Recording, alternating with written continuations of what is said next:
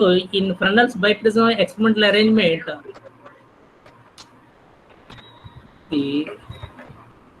in Fresnel's biprism experimental method, to determine the wavelength, there is two main apparatus. One of the apparatus is the biprism and the second one is the optical bench అని చెప్పి మన last క్లాస్లో చెప్పుకున్నాం బాబు. అలాగే ఇక్కడ మనకి ఏంటంటే మనం యూజ్ చేసే ఫార్ములా ఈ వేవ్ లెంగ్త్ కనుక్కోవడానికి ఒకసారి మీరు ఈ స్లైడ్ చూడండి. Lambda is equal to beta into 2d/d. So by using this formula we can calculate the wavelength of the given monochromatic source of light like sodium vapor lamp, and the lambda is equal to beta into 2d/D. మన last క్లాస్లో discuss చేసినట్టు ఒకసారి recollect చేసుకున్నట్లయితే ఈ terms ఇది దేని explain చేస్తాయి అంటే బీటా అనేది it is the fringe width అనుకున్నాం. ఫ్రింజ్ విడ్త్ అంటే it is the distance between two successive bright or two successive dark అని చెప్పేసి అనుకున్నాం. అలాగే 2D అంటే it is the distance between two coherent source అనుకున్నాం. S1 అండ్ S2 అని పేర్లు పెట్టుకున్నట్లయితే వాటికి అది అంటే ఈ ఫిగర్లో చూపించినట్టు S1 S2 మధ్య ఈ డిస్టెన్స్ ఏమో 2D and the eyepiece distance from S1 and S2 is capital D అనుకున్నాం. కాబట్టి ఇక్కడ ఈ S అన్న S1 S2 అన్న అన్నీ కూడా ఒకే లైన్లో ఉంటాయి. S అంటే nothing but slit, it is the source, because the slit is illuminated with the given source, so it is the first stand position. అలాగే ఫోర్త్ స్టాండ్ మీద మనకి మైక్రోమీటర్ ఐపీస్ ఉంది కాబట్టి ఈ ఫస్ట్ స్లిట్ కి అలాగే ఫోర్త్ స్టాండ్ మీద eyepiece కి మధ్య దూరమే క్యాపిటల్ D అనుకున్నాం. S1 S2 మధ్య దూరం ఏమో 2D. అలాగే బీటా అనేదేమో ఫ్రింజ్ విడ్త్. ఈ ఫ్రింజెస్ అనేవి ఇక్కడ మనం ఈ ఫిగర్ బిలో చూపించినట్టు హార్జెంటల్ లైన్స్ ఈ వర్టికల్ ఈ ప్యారలల్ లైన్స్ లా కనబడుతున్న చూడండి ఇక్కడ ఈ సైడ్ ఈ ఫిగర్ బిలో ఉండే ఈ లైన్స్ ప్యారలల్ లైన్సే ఫ్రింజెస్. కాబట్టి ఏమన్నా టూ సక్సెసివ్ బ్రైట్ కానీ టూ సక్సెసివ్ డార్క్ ఫ్రింజెస్ మధ్య ఆ గ్యాప్నే ఫ్రింజ్ విడ్త్ బీటా అంటాము. మనం లాస్ట్ క్లాస్లో ఈ క్యాపిటల్ D ఎలా కనుక్కుంటాము అలాగే బీటా ఎలా కనుక్కుంటాము అనేది ఆల్రెడీ చెప్పుకున్నాము. కాబట్టి ఈరోజు క్లాస్లో ఈ 2D ఎలా క్యాలిక్యులేట్ చేయాలి అనేది మనం తెలుసుకున్నట్లయితే అప్పుడు 2D బీటా క్యాపిటల్ D తెలిసినట్లయితే అప్పుడు ఈ lambda is equal to beta into 2d/d ఫార్ములాలో ఈ వాల్యూస్ అన్ని కూడా సబ్స్టిట్యూట్ చేసినట్లయితే అప్పుడు మనకి ఇచ్చిన సోర్స్ యొక్క వేవ్ లెంగ్త్ ఎంత అనేది లాంబ్డా అనేది తెలుస్తుంది. కాబట్టి ఇక్కడ ఆ 2D తెలుసుకోవాలి అంటే మనకి ఇక్కడ దాన్ని ఏమంటాం అంటే లెన్స్ డిస్ప్లేస్మెంట్ మెథడ్ అంట. So the distance between two coherent sources S1 and S2 is obtained by method of the lens displacement method. ఆ లెన్స్ డిస్ప్లేస్మెంట్ మెథడ్ అంటే మనకి ఏంటంటే ఈ ఫస్ట్ పొజిషన్ ఏంటిది ఇది S అన్నాగా S అంటే it is nothing but source or the slit. Second stand మీద ఏముంది బైప్రిజం. ఫోర్త్ స్టాండ్ మీద ఏముంది ఐపీస్ ఉంది. ఫోర్త్ స్టాండ్ మీద ఏముంది eyepiece. So on the first stand it is the position of the adjustable narrow slit which is illuminated by the given source whose the wavelength is to be calculated. And the second stand the frame carries the biprism, and the last fourth stand it is the position of the eyepiece. కాబట్టి మనకి 1 to 4 ఇచ్చేసాం కానీ third stand ఇచ్చేయాలి. కాబట్టి ఈ third stand మీదే ఇప్పుడు ఈ 2D కనుక్కోవాలంటే ఈ థర్డ్ స్టాండ్ అనేది ఉపయోగించాలి. కాబట్టి ఇక్కడ మనకి ఈ ఫస్ట్ డిస్క్రిప్టివ్ పార్ట్లో మనకి 1 2 3 4 ఈ ఫిగర్ ఏది చూస్తున్నాం. ఫస్ట్ స్లిట్ స్టాండ్ ఏమో స్లిట్, సెకండ్ స్టాండ్ ఏమో బైప్రిజం, ఫోర్త్ స్టాండ్ ఏమో ఐపీస్ ఉన్నట్లయితే మనం బీటా కనుక్కున్నాము లాస్ట్ క్లాస్లో. ఇప్పుడు 2D కనుక్కోవాలంటే 2D అంటే ఏంటి? It is the distance between S1 and S2. అది తెలుసుకోవాలంటే ఆ విలువ మనకు కనుక్కోవాలంటే థర్డ్ స్టాండ్ అవసరం అవుతుంది. కాబట్టి ఆ థర్డ్ స్టాండ్ మీద ఏముంచాలి? Convex lens of suitable focal length అనాలి. So the convex lens of suitable focal length is placed on third stand and it placed between biprism and the fourth stand eyepiece. కాబట్టి ఈ third stand ఎక్కడ ఉంచాలి? బైప్రిజానికి eyepiece కి మధ్య ఉంచాలి. అలాగే వీటి మధ్య ఉంచిపోయి కాకుండా ఈ థర్డ్ స్టాండ్ ఎక్కడ ఉంచాలంటే బైప్రిజం స్టాండ్ దగ్గరలో ఉంచాలి. So the third stand which carries the convex lens of suitable focal length and the third stand is placed between biprism and the fourth stand micrometer eyepiece and very close to the biprism. అలాగే suitable focal length అంటున్నాం కదా, suitable focal length అంటే దాని focal length ఎంత ఉండాలి? ఆ focal length ఎంత ఉండాలంటే కాన్వెక్స్ లెన్స్కి స్లిట్కి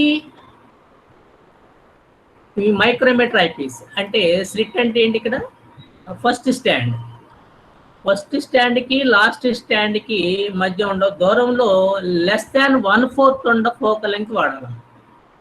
కాబట్టి మనం ఈ థర్డ్ స్టాండ్ మీద మనం ఉంచిన కాన్వెక్స్ లెన్స్ యొక్క ఫోకల్ లెంగ్త్ ఎంత ఉండాలంటే ఏముండాలి? The focal length is less than 1/4 of the distance between the first stand and fourth stand. ఈ పాయింట్ మీరు గుర్తుపెట్టుకోవాలి.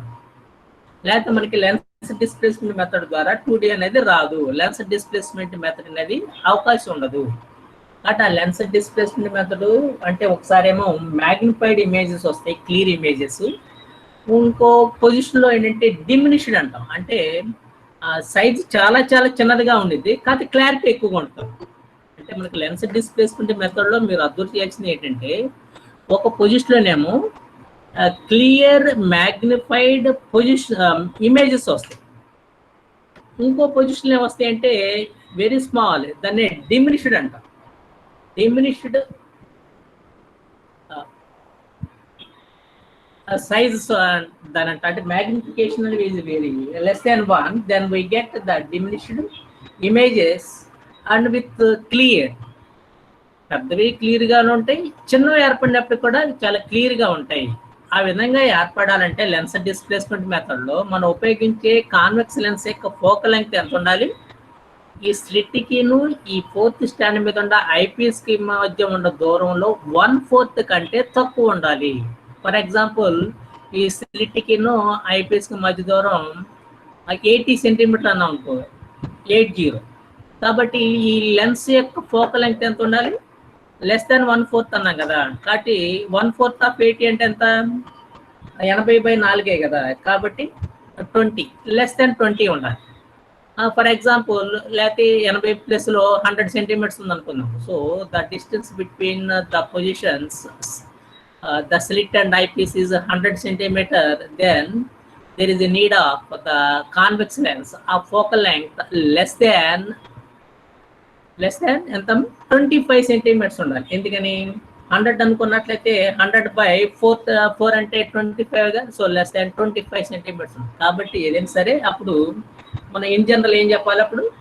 So there is a need of the convex lens for focal length less than 1/4 of the distance between the slit, that means the first stand, and the eyepiece, that means the fourth stand positions. కాబట్టి మనం ఉపయోగించే lens యొక్క focal length ఎంత ఉండాలంటే స్లిట్కిను ఐపీస్కి లేదా first స్టాండ్కి fourth స్టాండ్కి మధ్య ఉన్న దూరంలో 1/4 కంటే తక్కువ దూరం ఉన్నట్లయితే మనకి ఓ పొజిషన్లో మ్యాగ్నిఫైడ్, ఇంకో పొజిషన్లో డిమినిష్డ్ ఇమేజెస్ అనేవి చాలా క్లారిటీగా క్లియర్గా ఫామ్ అవుతాయి. అదమ్మా. కాబట్టి మనం ఈ ఫిగర్ ద్వారా దాన్ని ఎక్స్ప్లెయిన్ చేయొచ్చు. చూడండి ఒకసారి ఇది.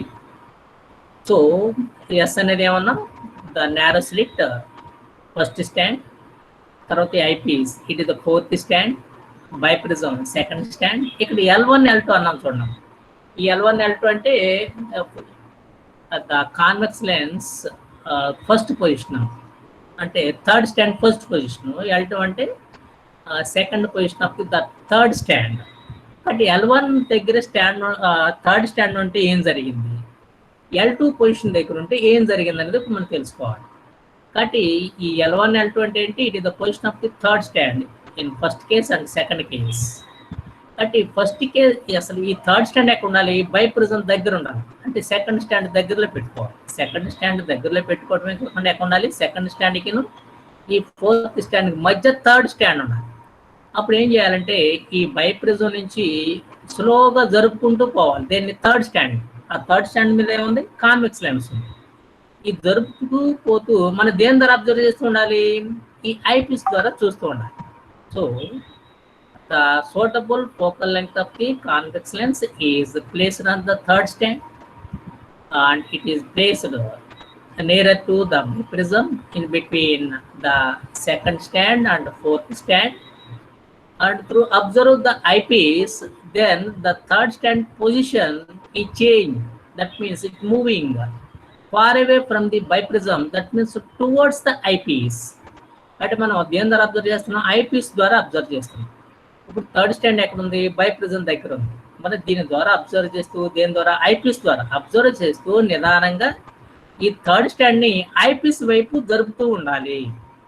ఐపీస్ వైపు జరుపుతూ ఎన్ని మనం దేని ద్వారా అబ్జర్వ్ చేస్తూ ఉండాలి, ఐపీస్ ద్వారా అబ్జర్వ్ చేస్తుండాలి. దేని జరుపుతున్నాము, థర్డ్ స్టాండ్ జరుపుతున్నాము. థర్డ్ స్టాండ్ మీద ఏముంది, కాన్వెక్స్ లెన్స్ ఉంది. ఇది మనం ఎటువైపు జరుపుతున్నాము, బైప్రిజం వైపు నుండి ఐపీస్ వైపు నిదానంగా జరుపుతూ మనం ఐపీస్ ద్వారా చూస్తున్నాము.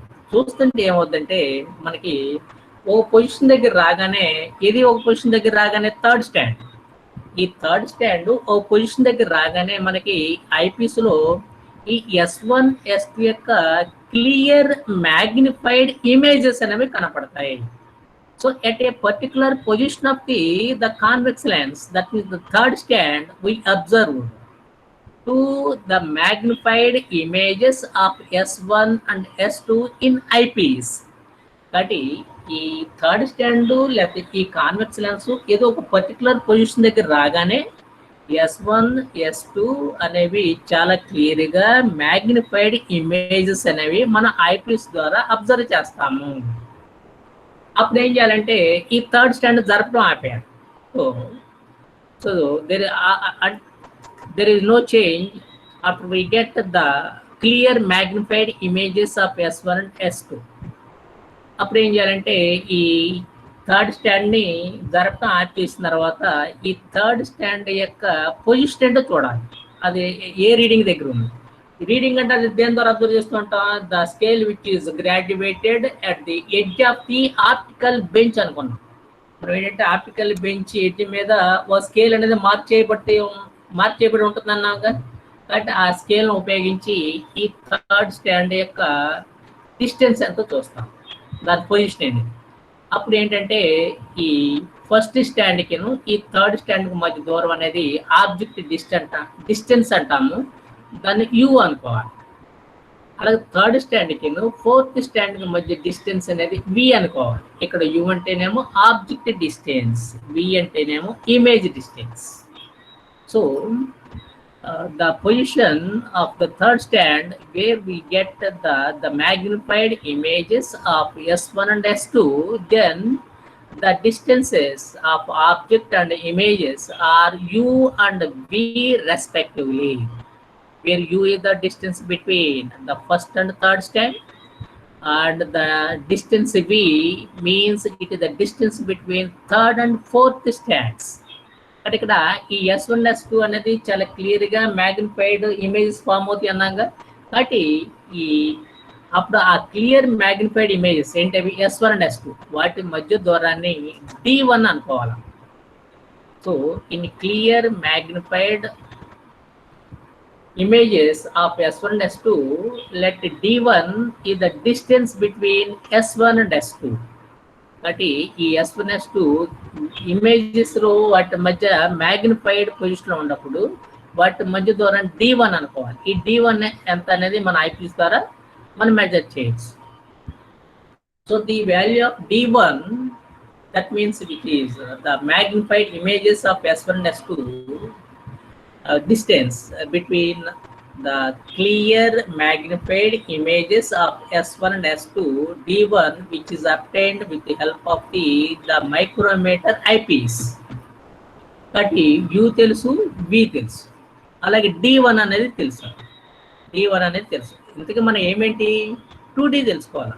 So first of all by lens displacement method the aim is to calculate the distance between S1 and S2, that means 2D. కాబట్టి 2D తెలుసుకోవాలటానికి మనం ఇప్పుడు చెప్పే ప్రొసీజర్ని ఫాలో అవ్వాలి. ఆ ప్రొసీజర్ ఏంటి, మనకి ఈ థర్డ్ స్టాండ్ మీద suitable focal length of the convex lens ఉంచాలి, బైప్రిజానికేను ఐపీస్కి మధ్య ఉంచాలి. ఐపీస్ ద్వారా అబ్జర్వ్ చేస్తూ ఈ లెన్స్ని ఐపీస్ వైపు జరుపుకుంటూ పోవాలి. ఎక్కడి నుండి, బైప్రిజం వైపు నుండి ఎటువైపు జరపాలి, ఐపీస్ వైపు జరుపుతూ పోతున్నట్లయితే ఒక పొజిషన్ దగ్గరికి రాగానే clear magnified images of S1 and S2 అనేవి మనకి ఐపీస్లో కనపడతాయి. ఆ స్టేట్లో ఆ ఇమేజెస్ మధ్య దూరాన్ని D1 అనుకుంటాము. ఆ D1 ఎంత అనేది ఈ మైక్రోమీటర్ ఐపీస్ ద్వారా మనం క్యాలిక్యులేట్ చేయొచ్చు. మనకి క్లియర్ మ్యాగ్నిఫైడ్ ఇమేజెస్ వచ్చినప్పుడు ఆబ్జెక్ట్ డిస్టెన్స్ ఏమో U, ఇమేజ్ డిస్టెన్స్ ఏమో V. కాబట్టి ఇక్కడ మనం మ్యాగ్నిఫైయింగ్ పవర్ కట్టాలి. సో మనకి మ్యాగ్నిఫైయింగ్ పవర్ అంటే తెలుసు కదా, magnifying power is defined by 2 ways. One is it is the distance of image by distance of object. So the magnifying power అంటే మనకి స్మాల్ ఎంతో జనరల్గా మనం రిప్రజెంట్ చేస్తాము. ఆ స్మాల్ ఎం అనేది మనం 2 రకాలుగా డిఫైన్ చేయొచ్చు. అందులో ఒకటి ఏంటంటే distance image by distance of object. So image distance by object distance. ఇక్కడ ఇమేజ్ డిస్టెన్స్ ఎంత V, ఆబ్జెక్ట్ డిస్టెన్స్ ఎంత U. V అంటే ఏంటి, థర్డ్ స్టాండ్కి ఫోర్త్ స్టాండ్కి మధ్య దూరం, అది V. ఆబ్జెక్ట్ డిస్టెన్స్ అంటే ఏంటి, it is the distance between the first stand and the third stand, అంటే స్లిట్కి లెన్స్కి మధ్య దూరం U. కాబట్టి మనం చెప్పుకున్న డెఫినేషన్ ప్రకారం మ్యాగ్నిఫైయింగ్ పవర్ అంటే image distance by object distance అన్నాక, కాబట్టి V/U అనేది అవుతున్నాం. సో V/U అనేది ఏంటిది, magnifying power. So the magnifying power is the ratio of the image distance to object distance. So V/U అనేది అదం. అలాగే మనకి ఏంటంటే ఇంకో రకం కూడా చెప్పవచ్చు. So the magnifying power is defined by 2 ways అంటున్నాగా. ఆ రెండో రకంగా ఎలా డిఫైన్ చేయొచ్చు, it is the size of the image by size of the object అని కూడా అనొచ్చు. So the magnifying power is defined by the size of the image by the size of the object. That means it is the ratio of the size of the image to size of the object. కాబట్టి ఇక్కడ image size ఎంత అనుకున్నాము, magnifying స్టేట్లో D1 అన్నాగా. అలాగే size of the object అంటే S1 by S1 S2 మధ్య దూరం, S1 S2 మధ్య దూరం ఎంత 2D అంటున్నాగా. కాబట్టి మ్యాగ్నిఫైయింగ్ పవర్ అంటే ఏంటి, D1 బై 2D అని రాయాలి. So according to the definition of the magnifying power, it is equal to V/U and it is also equal to D1 by 2D. D1 by 2D both are same. కాబట్టి ఇక్కడ మనం ఏ రాయొచ్చు, ఇప్పుడు రెండు ఈక్వల్గా, ఏ రెండు, V/U and it is also equal to D1 by 2D.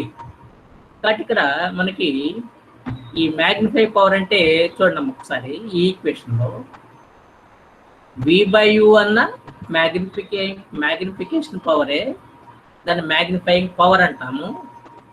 అంటే image distance by object distance. చూడండి మీకు ఈ కాజర్ ఎక్కడ ఉందో చూడండి, ఈ ఏర హెడ్ చూపించే చోట V/U. అలాగే size of the image by size of the object D1 by 2D. అలాగే ఇప్పుడు ఏం చేయాలంటే మనం ఇక్కడ లెన్స్ని అంటే థర్డ్ స్టాండ్ని ఇంకా ఈ ఐపీస్ వైపు జరుపుకుంటూ పోవాలి. ఇది ఈ ఎం కనుక్కున్న తర్వాత మళ్ళీ ఇంకా D1 అది మనం ఈ ఐపీస్ ద్వారా మెజర్ చేసిన తర్వాత ఏం చేయాలి? The third stand which carries the convex lens is moving in the same direction. That means towards the eyepiece. మనకి ఇంతటి మ్యాగ్నిఫైయింగ్ ఇమేజెస్ వచ్చినాయి కదా, D1 కూడా మనం తెలుసుకున్నాం, మెజర్ చేసాం ఐపీస్ ద్వారా. తర్వాత ఏం చేయాలంటే ఇంకా అదే డైరెక్షన్లో అంటే టువర్డ్స్ ఐపీస్ వైపు మళ్ళీ జరుపుకుంటూ పోవాలి. జరుపుతున్నట్లయితే ఏదో ఇంకో పర్టికులర్ పొజిషన్ దగ్గర రాగానే ఏమవుద్దంటే ఈసారి చాలా చెప్పుకున్నాక డిమినిష్డ్ ఇమేజెస్ అంటాం. అంటే చాలా చిన్నవిగా ఏర్పడతాయి, కానీ చాలా చిన్నవిగా ఉండ చాలా క్లియర్గా ఉంటాయి. So the position of the third stand ఈ change, that means it is moving towards the eyepiece until we get a clear diminished images of S1 and S2 are observed through the eyepiece. కాబట్టి ఈ eyepiece ద్వారా మనం ఏం observe చేస్తాము? ఈ convex lens third stand ఇలా జరుపుకుంటూ పోతున్నట్లయితే ఒక పొజిషన్ దగ్గర రాగానే చాలా చిన్నవిగా చాలా క్లియర్గా ఉండే S1 అండ్ S2 యొక్క ఇమేజ్ని మనం ఈ ఐపీస్ ద్వారా అబ్జర్వ్ చేస్తాము. కాబట్టి ఈసారి చాలా చిన్నవిగా ఉంటాయి, చాలా క్లియర్గా ఉంటాయి. ఈసారి వాటి మధ్య దూరాన్ని D2 అనుకుందాం. ఒకసారి చూడండి, పెద్దవిగా ఉన్నప్పుడేమో D1 L1 దగ్గర ఉన్నప్పుడు, అదే L2 సెకండ్ కేసుకి వచ్చేసరికి అవి చాలా చిన్నవిగా కనపడతాయి, దగ్గరగా వస్తాయి. వాటి మధ్య దూరాన్ని D2 అన్నాం. ఇక్కడేమో మ్యాగ్నిఫైడ్ ఇమేజెస్, ఇక్కడేమో డిమినిష్డ్ ఇమేజెస్, చాలా దగ్గరగా ఉంటాయి. ఈసారి distance D2. But there is no change in the value of the 2D. S1 S2 మధ్య తేడా ఏం లేదు, అది 2D. ఈ D1 ఎలా అయితే మనం ఐపీస్ ద్వారా మెజర్ చేయగలిగామో అలాగే D2 కూడా మనం తెలుసుకోవాలి with the help of the micrometer eyepiece. కాబట్టి D2 తెలుసు, 2D తెలియదు. మ్యాగ్నిఫైయింగ్ పవర్ అంటే మనం ఎంత డిఫైన్ చేసాక ఏంటిది? Size of the image by size of the object. కాబట్టి ఈసారి మ్యాగ్నిఫైయింగ్ పవర్ ఏమొస్తుంది? D2 బై 2D వస్తుంది. ఎంత ఫస్ట్ ప్లేస్లో ఏమొచ్చింది మనకి? D1 బై 2D వచ్చింది. ఇప్పుడేమొచ్చింది? D2 బై 2D వచ్చింది. అంటే మ్యాగ్నిఫికేషను L1 దగ్గర ఉన్నప్పుడు ఒక వాల్యూ వస్తుంది, అదే కాన్వెక్స్ లెన్స్ L2 దగ్గర ఉన్నప్పుడు ఇంకో మ్యాగ్నిఫైయింగ్ పవర్ వస్తుంది. కాబట్టి రెండు మ్యాగ్నిఫైయింగ్ పవర్లు వచ్చినాయి కాబట్టి లెన్స్ L1 దగ్గర ఉన్నప్పుడు M1 అన్నాం. కాబట్టి M1 ఈజ్ ఈక్వల్ టు ఏమొచ్చింది మనకి? V/U is equal to D1 by 2D. అదే కాన్వెక్స్ లెన్స్ L2 దగ్గర ఉన్నప్పుడు D2 వచ్చింది, ఇమేజ్ మధ్య డిస్టెన్స్, ఆబ్జెక్ట్ యొక్క సైజు 2D. కాబట్టి ఈసారి M2 అనుకుందాం. So M2 is equal to ఏమవుతుంది? D2 బై 2D అవుతుంది. So in latter case, that means in diminished images, the distance between S1 and S2 is D2, and the object distance, that means distance between S1 and S2 is 2D, that the magnifying power is equal to D2 by 2D. అలాగే మనకి ఈ L1 నుంచి L2 దగ్గరికి third stand position మారింది కదా, మారినప్పుడు ఈసారి ఏమవుతుందంటే ఈ డిస్టెన్స్ అనేవి జస్ట్ రివర్స్ అవుతాయి. అదే లెన్స్ డిస్ప్లేస్మెంట్ మెథడ్లో ఉంటే మనం అబ్జర్వ్ చేసిన పాయింట్ ఏమవుతుంది? U కాస్త V అవుతుంది, V కాస్త యూగా మారుతుంది. అంటే ఈసారి object distance V అవుద్దాం.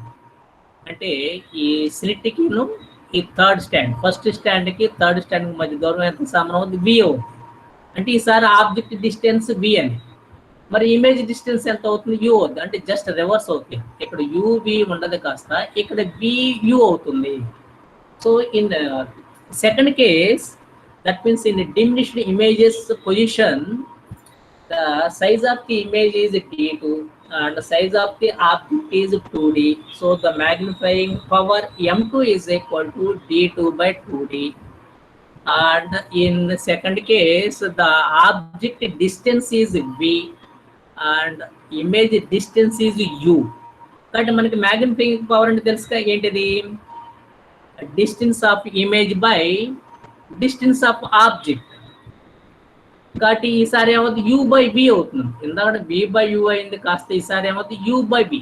So U by V is equal to D2 by 2D. కాబట్టి మనకి ఈ సెకండ్ కేసు ఏంటి? d2/2d is equal to u by v. ఇందాక ఏమొచ్చింది మనకి v/u వచ్చింది, ఇప్పుడేమొచ్చింది u/v వచ్చింది. ఇదేమో మ్యాగ్నిఫైడ్ ఇమేజెస్ పొజిషన్లో, ఇదేమో డిమినిష్డ్లో. కాబట్టి ఇది m1 అనుకుంటే ఇది m2 అనుకున్నట్టు రెండు h వేసాం అనుకో. So multiplying the magnified power in magnified position and diminished position, then d1/2d into d2/2d.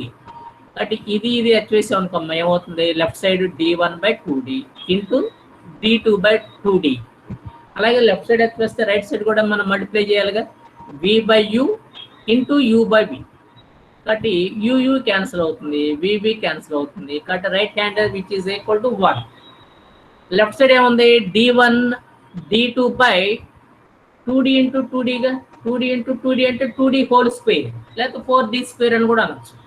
కాబట్టి మనకి d1 d2, ఒకసారి ఈ ఈక్వేషన్ చూడండి, d1 d2/2d whole square is equal to v/u into u/v. But right side v u cancel అయితే ఏమవుతుంది, 1 మిగిలేదు. కాబట్టి d1 d2/2d whole square is equal to d1. ఒకసారి చూద్దాం, d1 d2/2d whole square is equal to 1 అవుతుంది. ఎందుకని v u cancel అవుతుంది. అంటే 2d is equal to ఏమవుతుంది, square root of d1 d2. But ఈ 2d అనేది ఏంటిది, distance between s1 and s2. That means it is the distance between two coherent sources. మరి d1 అంటే ఏంటి, s1 s2 మధ్య దూరం ఎప్పుడు మ్యాగ్నిఫైడ్ పొజిషన్లో ఉన్నప్పుడు. అలాగే d2 అనేది ఏంటిది, డిమినిష్డ్గా ఉన్నప్పుడు, చాలా చిన్నగా దగ్గరగా ఉన్నప్పుడు వాటి మధ్య దూరం. కాబట్టి d1 d2 అనేది మనం మైక్రోమీటర్ ఐపీఎస్ ద్వారా మనం తెలుసుకోవచ్చు. కాబట్టి మనకు ఆ d1 d2 అనేది ఈ formula, A formula 2d is equal to square root of d1 d2 formula ద్వారా సబ్స్టిట్యూట్ చేస్తే ఆ 2d అనేది వస్తుంది. ఈ 2d వాల్యూ తీసుకెళ్ళి మనకి lambda is equal to beta into 2d/d formula substitute చేస్తే మనకి లాంబ్డా అనేది వస్తుంది. ఈ విధంగా మనకి ఈ ఫ్రెన్నెల్ బైప్రిజం ఉపయోగించి ఇచ్చిన సోర్స్ యొక్క వేవ్ లెంగ్త్ అనేది మనం తెలుసుకోవచ్చు. ఇది ఒక ఎస్ఐ క్వశ్చన్ అన్నమాట. మనకి అడుగుతారు, explain or determine the wavelength of the given monochromatic source of light by using Fresnel's biprism అనేది అడుగుతారు. కాబట్టి ఇందులో ఏంటంటే మనకి ఫస్ట్ అసలు ఇందులో బేసిక్ ప్రిన్సిపల్ ఏంటి, తర్వాత ఇందులో ఉపయోగించే యాపరేటస్ ఏంటి, వాటికి డిస్క్రిప్టివ్ కన్స్ట్రక్టివ్ పార్ట్, తర్వాత మనకి అడ్జస్ట్మెంట్స్ ఫ్రింజెస్ ఫామ్ అవ్వాలంటే ఏం చేయాలి, తర్వాత theory part A formula use చేయాలి, తర్వాత ఆ ఫార్ములా ఉన్న టర్మ్స్ ఎలా మెజర్ చేస్తాము, తర్వాత అవన్నీ తీసుకెళ్ళి ఈ ఫార్ములా సబ్స్టిట్యూట్ చేసినట్లయితే మనకి ఇచ్చిన సోర్స్ యొక్క వేవ్ లెంగ్త్ అనేది వస్తుంది. అది మనకి ఒక ఎస్ఏ క్వశ్చన్ అన్నమాట. ఈ యూనిట్లో ఉన్నది ఇంటర్ఫియరెన్స్ అనే దాంట్లో మనకి one of the SA question is explain the method how the wavelength of the given monochrome source is calculated by using the Fresnel's biprism అనేది అడుగుతారు.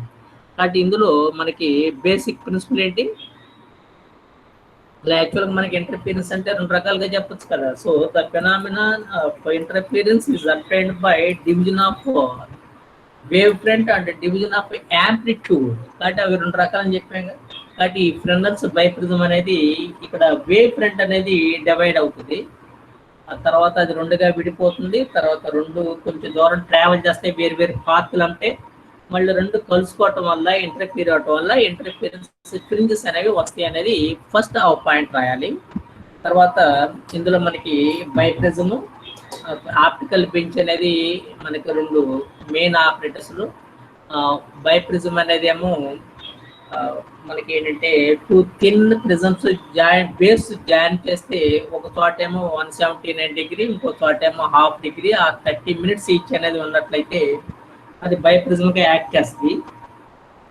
దానివల్ల మనకి టూ కోహరెంట్ సోర్స్ అనేవి S1 అండ్ S2 అనేవి virtual source అనేవి మనకి వస్తాయి. కాబట్టి అది బైప్రిజం యొక్క వర్కింగ్ యాక్షన్లో చెప్పుకోవచ్చు. అలాగే రెండోది ఆప్టికల్ బెంచ్ అంటే ఈ 4 స్టాండ్స్ ఉంటాయి దాని మీద, అదొక లాంగ్ బేసు, దాని కింద 4 లెవెలింగ్ స్క్రూస్ ఉంటాయి. తర్వాత ఎడ్జ్ మీదేమో ఓ స్కేల్ అనేది సెంటీమీటర్లో మార్క్ చేయబడి ఉంటుంది. తర్వాత అదేమో 2 మీటర్స్ లెంగ్త్ ఉంటుంది సుమారుగా. తర్వాత it is made up of steel. తర్వాత 4 స్టాండ్స్ ఉంటాయి. Adjustable slit on first stand, by prism the second stand, the convex lens అనేది థర్డ్ స్టాండ్. తర్వాత ఈ ఫ్రింజ్ విడ్త్ కనుక్కోవడానికి కానీ, ఈ S1 S2 ఇమేజ్ మధ్య దూరం D1 తెలుసుకోవడానికి కానీ, D2 తెలుసుకోవడానికి కానీ ఈ మైక్రోమీటర్ ఐపీస్ అనేది ఉపయోగపడుతుంది. అలాగే ఇందులో మనకి బేటా కావాలి, క్యాపిటల్ డి కావాలి, 2D కావాలి. తర్వాత ఈ స్లిట్, అడ్జస్టబుల్ స్లిట్ అనేది, నేరో స్లిట్ అనేది మనకి ఈ ఆప్టికల్ బెంచ్ ఒక ఎండ్లో ఉంచాలి, ఒక ఎడ్జ్లో. తర్వాత ఈ బైప్రిజం సెకండ్ స్టాండ్ ఫ్రేమ్లో ఉంచాలి. ఈ ఫస్ట్ మన బేటా తెలుసుకునేటప్పుడు ఈ థర్డ్ స్టాండ్ ఉపయోగం ఉండదు.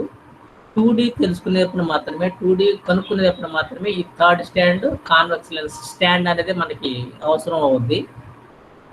తర్వాత మనకి ఏంటంటే బేటా కానీ 2D కానీ ఇప్పుడు చెప్పుకున్నట్లు మనం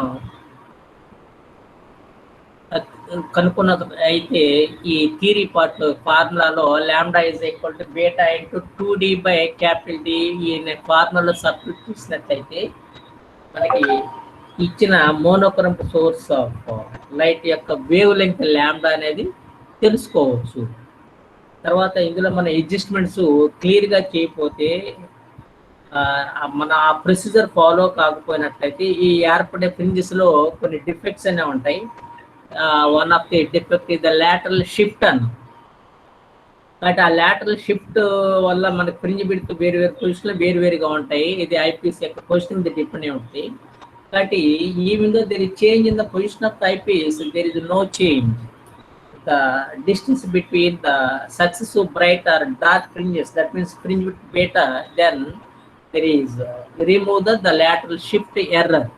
కాబట్టి మనకి ఏంటంటే ఈ ఐపీఎస్ పొజిషన్ మార్చిన ఫ్రింజెస్ మధ్య బిట్ అనేది కాన్స్టెంట్గా ఉండాలి. ఆ కాన్స్టెంట్గా లేకుండా ఐపీఎస్ పొజిషన్ మారుతున్నట్లయితే ఇవి కూడా మారిపోతుంది అనుకుంటే దాన్ని లాటరల్ షిఫ్ట్ ఎర్రర్ ఉండట్టు అందులో. కాబట్టి ఆ ఎర్రర్ లేకుండా చూసుకోవాలి. ఆ ఎర్రర్ లేకుండా చూడాలంటే ఇక్కడ మనం తీసుకోవాల్సిన ప్రికాషన్ ఏంటంటే, మనం ఈ ఫస్ట్ స్లైడ్లో ఈ స్లైడ్లో చూపించినట్టు the centre of the slit, centre of the biprism and centre of the eyepiece all are lies same height, same line, and the line is parallel to the axis of the optical bench అయినట్లయితేనే ఆ lateral shift error అనేది ఉండదు. ఆ point compulsory mention చేయాలి. కాబట్టి మనకి ఈ విధంగా అడ్జస్ట్ చేసినట్లయితే మనకు వచ్చే ఫ్రింజెస్ అనేవి ఎలాంటివి ఉంటాయని చెప్పాం, straight, parallel, equi distant and alternately bright and dark. అప్పుడు ఆ ఫ్రింజ్ విడ్త్ బేటా కానీ, ఫస్ట్ స్టాండ్కి 4th స్టాండ్ మధ్య దూరం క్యాపిటల్ డి కానీ, అలాగే D1 by 2D, D2 by 2D, అలాగే V by U, U by B magnify పవర్ల బట్టి మనం 2D అనేది తెలుసుకోవచ్చు. Then we can substitute the values of beta 2, small d and capital D in formula lambda is equal to beta into 2D by capital D. Then it gives the value of the given monochromatic source of light like sodium vapor lamp అని చెప్పి చెప్పచ్చు. ఇది determination of the wavelength by Fresnel's biprism. ఇది మనకి ఎగ్జామ్స్లో SI క్వశ్చన్గా ఫ్రీక్వెంట్గా అడుగుతూ ఉంటారు. కాబట్టి వరకు మనకి ఏంటంటే ఈ ఎస్ఐగా ఈ యూనిట్లో ఇది ఒకటి కవర్ అయింది. అలాగే మనకి ఈ లాస్ట్ క్లాస్లోనేమో కండిషన్ ఫర్ ఇంటర్ఫియరెన్స్, తర్వాత ప్రిన్సిపల్ ఆఫ్ సూపర్ పొజిషన్, కోకరెన్స్ అంటే ఏంటనేది మనకి కంప్లీట్ అయింది. నెక్స్ట్ క్లాస్లో మనం స్ట్రోక్స్ లా అనేది మనం చెప్పుకుందాం. థ్యాంక్స్ అమ్మ, థ్యాంక్ యూ.